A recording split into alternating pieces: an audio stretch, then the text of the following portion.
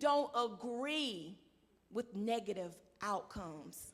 You do not agree with negative reports. You do not allow people to continue to speak negativity into your life. You don't allow it, because words have power. And if you continuously listening to somebody to tell you you're nothing and you're never going to be nothing, eventually you begin to believe that you're poor, that you're never going to have, that you will always be sick. You think about that, y'all. Think about that. Think about sitting around and listening to that all the time. You honestly believe that's not going to show up in your life? It will show up and sit at your front door like a beautiful German shepherd and wait on you hand and foot. Poverty will wait on you hand and foot. Lack will wait on, it will, you know what? You'll be going in your refrigerator and you'll be like, and you'll say those words. But see, by faith, a man of faith, a woman of faith will look at a situation and they will recall what's been made available. In the realm of the spirit, their refrigerator is full. Bank account is full. Body is whole. Children is acting right. Marriage is acting right. But the enemy, to get you out of faith, will be that parrot in your ear and continuously remind you that it's not so.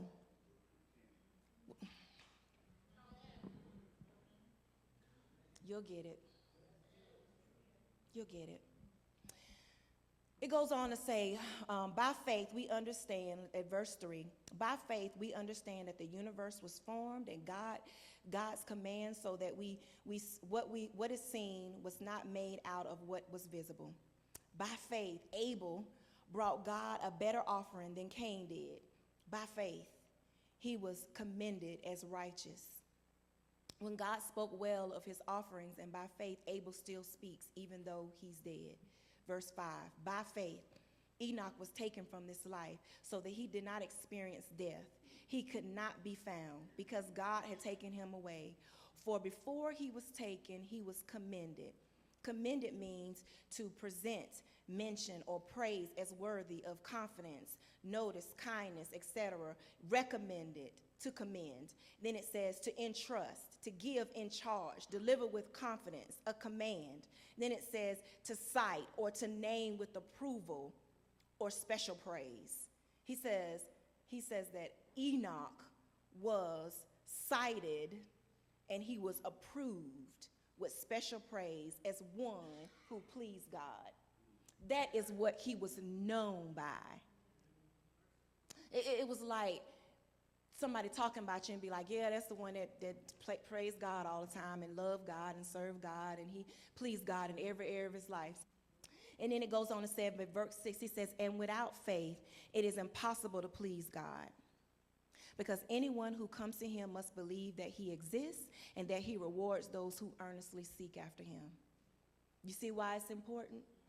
We want to. This is the area, this is the place in our life, and it's ongoing, where we want to live.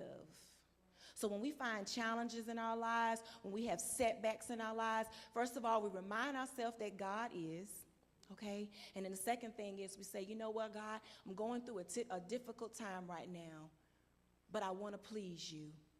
At the end of the day, I want to please you. So that means I got to get back in position. I done got off a little bit. I've been listening to some things I shouldn't be listening to. I done began to participate in some things that I shouldn't be participating in. And Pastor had told me one day, he said, you cannot be in offense without sinning.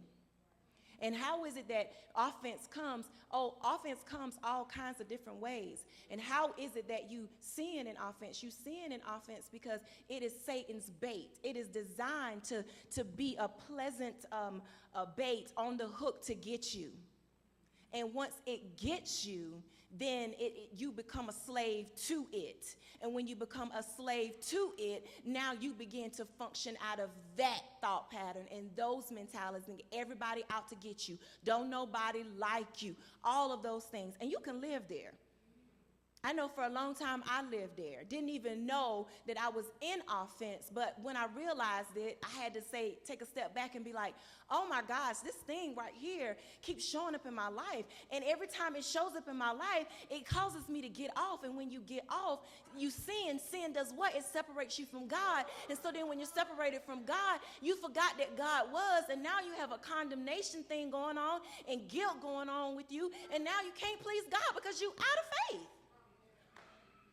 Just like that. Just like a man that goes fishing, he throws out the hook, he can throw it way out there in the water. But if you put the right bait on the end of that hook, it's going to attract. So what are we drawn away by? Things that attract us. And once you get drawn away by those things, once you get hooked by those things, you become ensnared by that thing. And when you become ensnared again, you become bound to it. Like once they catch that fish, unless they're doing it for sport, and they're going to throw that fish back out there, that thing is about to be fried up or baked up or something. So just think about that as it pertains to your own life. If you understand that offense is Satan's bait, and he throws out the right lure to get you, once you're hooked, you now become ensnared. And now you become a slave to that thing. And so you think people just be telling you that you need to, the Bible talks about how bad communication corrupts good manners. Do you think that's just us talking? That's us kicking it, Harriet.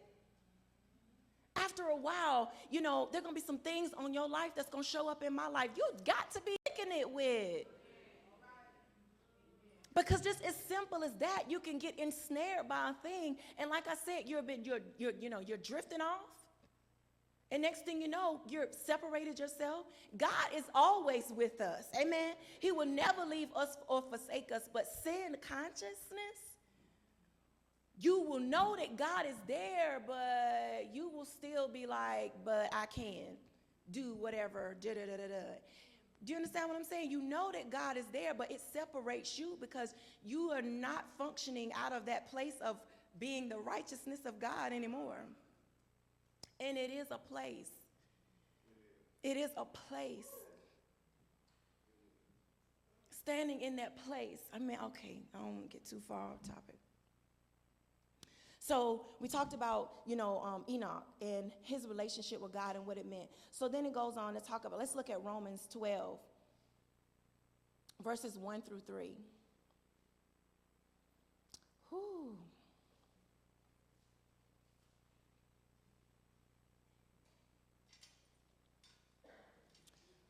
Verses 1, it says, "Therefore I urge you, brothers and sisters, in the view of God's mercy, to offer your bodies as a living sacrifice, holy and pleasing to God. This is your true and proper worship. Do not conform to the pattern of this world, but be transformed by the renewing of your mind." I know y'all have heard this. I know it. It's okay, though. Faith comes by hearing. And trust me when I tell you today, you will hear something different, because you will not leave here the same way that you came. Because the word has power. And when we understand what's backing the word, we won't just be releasing anything. We won't just be saying anything, because we understand what's behind what we're saying. There's an expectation when we minister the gospel of Jesus Christ. There's an expectation that God has on us even when we have conversations one with another. The Bible talks about how the angels even be hearing our conversations. So there is an expectation that goes along with it. So if we know that there is power backing our words, we know that what we speak, we can give life to. We will be more mindful of what we say to each other and what we say about each other. That is requiring you to speak the language of faith and pull from the realm that is perfect, the spirit realm, where God is and who God is and all of that amazingness of God, wholeness, wellness, everything being provided for. That's an awesome place, y'all. But you got to get a revelation. You have to. Nobody can do that for you. It says, "Do not be conformed to the pattern of this world. Because why? We're in it, but we're not of it. Understand that? We are in this world. It's like we aliens. We're here, but we're not of it. This is a person who just absolutely adores her some sci-fi. So we're aliens. We're in here. We're in this world, but we're not of this world. So we're walking around. We're actually even in a body that is from this world. This is the body that we had to inhabit to exist here in this world. Do you understand that, you sci-fi lovers? Y'all better watch some sci-fi. It'll help you out. Do not conform to the pattern of this world, but be transformed by the renewing of your mind. Then you will be able to test and approve what God's will is. Test and approve what God's will is. Test it and approve it. What God's will is. His good, pleasing, and perfect will. When you begin to renew your mind, there is an awareness of what is good and what is not. What is right and what is wrong. Because again, us being in this world but not of this world, we got to understand that the way the system is set up, the way the world is set up, because Satan is the prince of this air, that this desire of his to pervert what's right, make it look wrong, and what's wrong, make it look right. And so if you don't know who you are, the righteousness of God, if you don't know whose you are, do you understand what I'm saying? It's very easy for you to get caught up in what everybody else is doing and how they're doing it. And because so many people are doing it, it must be right. And the voice of the enemy and the world has gotten this place even amongst the believers. So now the thought patterns of Satan and his ways have even crept into the homes of believers. Well, some believers are so asleep because they haven't awakened to righteousness that they're doing things, participating in things. This is not a condemnation message. Do not receive it as such. More or less an awareness of what's really going on. Pastor been talking to us about spiritual warfare. When we really be like, listen, he done gave some great messages, and righteousness is one of them. But the spiritual warfare thing that Pastor's talking about right now, that's on a whole nother level. Because at any given time, you can be caught up in this warfare and not even know that you're in it. And the way that this message is being brought to us, being able to put guards and things in place, put provisions in place, so we begin to recognize when these wars begin to take out, and our responses can be different than what they have been in the past. Because what Pastor been telling us? He said he's teaching this message because he wants to see these cycles be broken.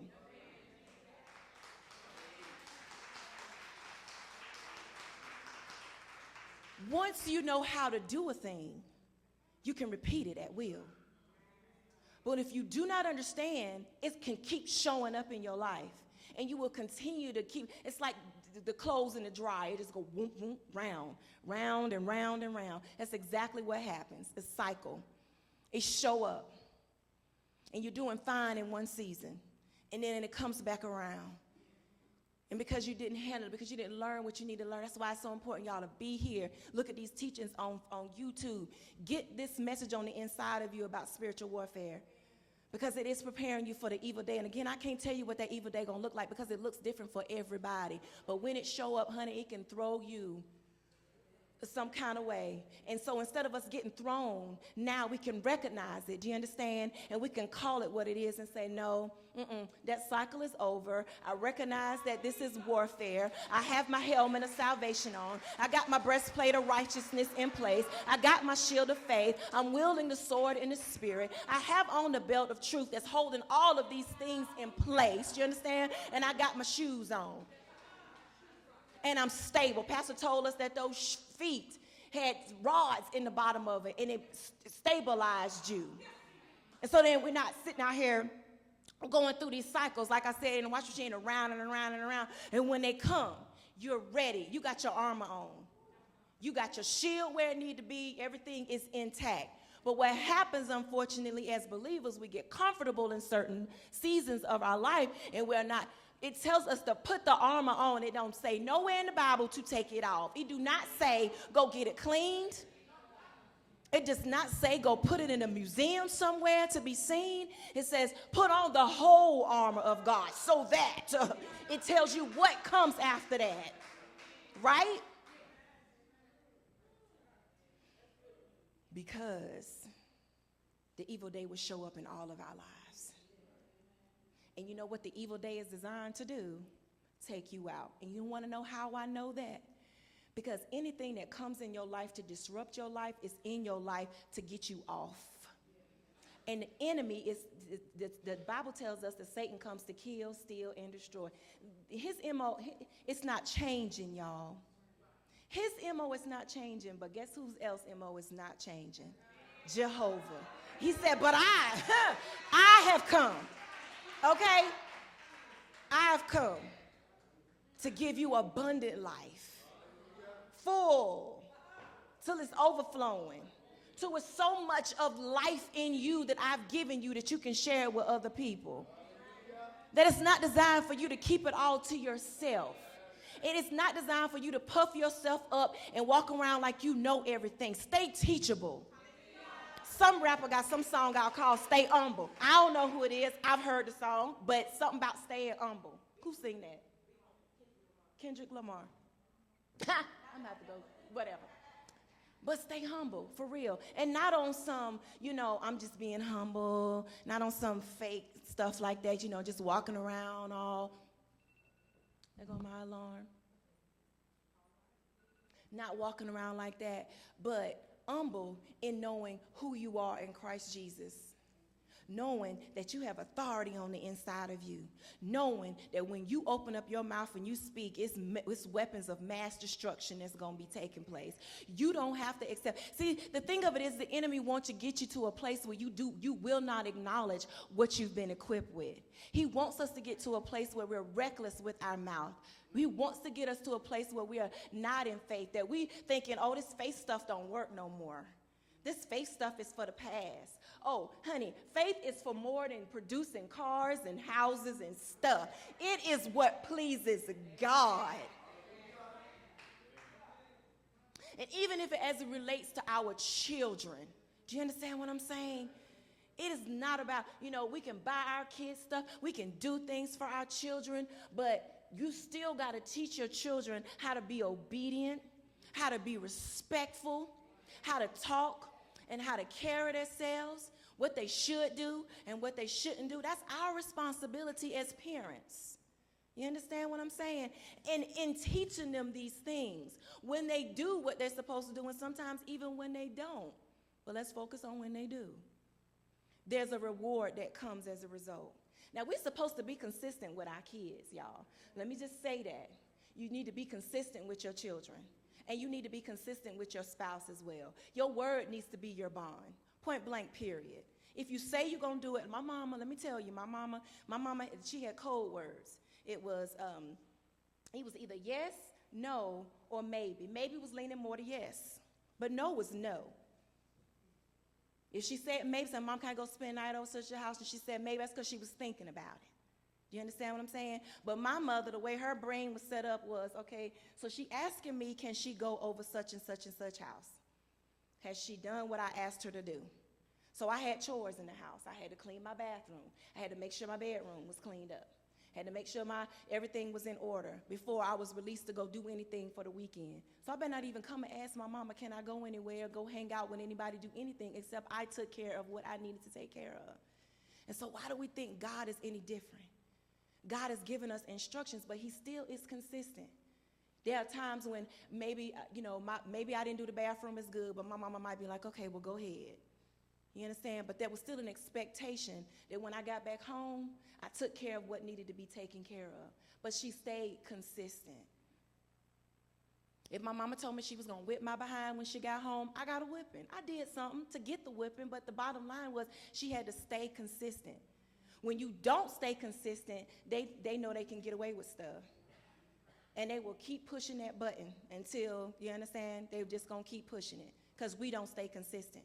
But with God, He is consistent. And sometimes there are things that we get from God and we just wonder, like, why are you being so good to me? Why are you being so amazing to me? God, I wasn't even imagining that I was going to be able to come through that. That's because God sees us already whole. He sees us through the eyes of faith. He sees us in that realm. He doesn't sit up and acknowledge and hold against you all the things that you do wrong or will do wrong. It's already been taken care of. It's already been paid for. And because he told us in the word, that's his consistency. That's his promise to us. Do you understand what I'm saying? So if we know that he is consistent no matter what, then we know that if we're created in his image, we can posture ourselves to be consistent as well, to be like him, to do what he's called us to do what he's charged us to do, to forgive when he tells us to forgive, to love, because God is love. Faith works by love. It works by love because God, who is love, is the creator of faith, and he gave us the measure. He gave us the tool to please him. How cool is that? He didn't leave us out here to try to figure it out on our own. So God is love, all right? Faith works by love, and faith is also a gift to us. It is a gift from God. I want to show y'all that really quick, and then I'm going to close. I didn't get to have my notes, but it's okay. Because I want to tell you guys a little bit about God's love and who he is and why it's that way. And then, faith comes by hearing, and how we need to make sure that we stay in a position where we're always hearing the word of God. We're always hearing the message of Christ is another translation. And so faith comes by hearing the message of Christ. People got saved by faith from hearing the message of Christ, hearing the good news, knowing what was made available. They gave their heart to a God that they've never seen and won't see until they transition to the other side. Do y'all realize how serious this is? I need you to understand the weight of what we're dealing with here. That all of the promises that God has made available about your marriage, about your health, about your finances, about your children, about anything are received by faith. And faith has to come by hearing. So if at some point you stop hearing, okay, then the faith is not coming anymore. And if at some point you stop operating in love, it's not working anymore. And how do we get to those places? We talked about them offenses and different things. One of the scriptures in Galatians talks about how, and let's look at that really, really quickly, I promise, and then we're gonna go.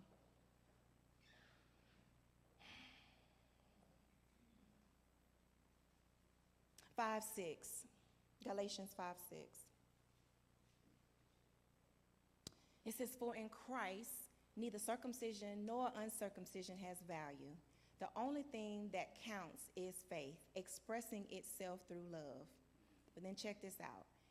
We talked about staying in faith, how important it is to stay in faith and how you can get off. But listen to what this says. It says, you were running a good race. Who cut in on you to keep you from obeying the truth? You was running a good race. You was doing what you were supposed to be doing. Not perfect, because everybody want to be like, we have to always put the day. People ain't perfect, but because that's the mindset of a lot of people. We already know that. We know that we're flawed beings. You understand what I'm saying? But it says you were running a good race. Who cut in on you to keep you from obeying the truth? That kind of persuasion does not come from the one who calls you. If something shows up in your life to get you out of place with God, it's not God, y'all. Come on, we cannot get on this world talk about God did this to me. God put this on me so that it would teach me a lesson. God did this to me to humble me. God put me in prison. God made me get pregnant so I could see what it was like to be a single mama. God put this cancer on me so I could go through cancer and all the cancer involved so I could be there for somebody else. That's a lie. And see, when we begin to accept those things, we think it's some kind of message of mercy, and now we want to go out and have some kind of ministry of, well, God put this cancer on me so you ain't got to go through it, sister. What kind of God do you think that we serve? The one who heals? Who already healed us, the one who has already delivered us, the one who has already set us free. He got to make us sick to prove some kind of point. He got to make you go through some kind of hardship so you can show the world how good he is. He good already. He don't need to do that stuff to you. But we find ourselves in these places in our lives because we open up ourselves to different things. Come on, let's just accept it. We can be eating the wrong thing. We can be doing the wrong thing. We could be half asleep and driving and getting an accident. All kinds of things happen. Why it was allowed, that's a whole nother subject. But know that God did not do it to you. God did not make you sick to teach you some kind of lesson so you can have some kind of ministry to the world. God didn't say, let me put her in a situation where she get beat up by a man or she get abused by such and such to teach a lesson so now she can be some kind of advocate for all women who have challenges. That's not the God that we serve. But it says, who cut in? He says, that kind of persuasion does not come from the one who calls you. God is a good God. Okay? He says, a little yeast works through the whole batch of dough. He says, I am confident in the Lord that you will take no other view. The one who is throwing you into confusion, whoever that may be, will have to pay that penalty. Do you hear that? So when it talks about us, you can find yourself getting out of love with people, which is going to cause faith not to work because of these different things that show up in your life. And we got to learn how to better handle when things show up in our lives.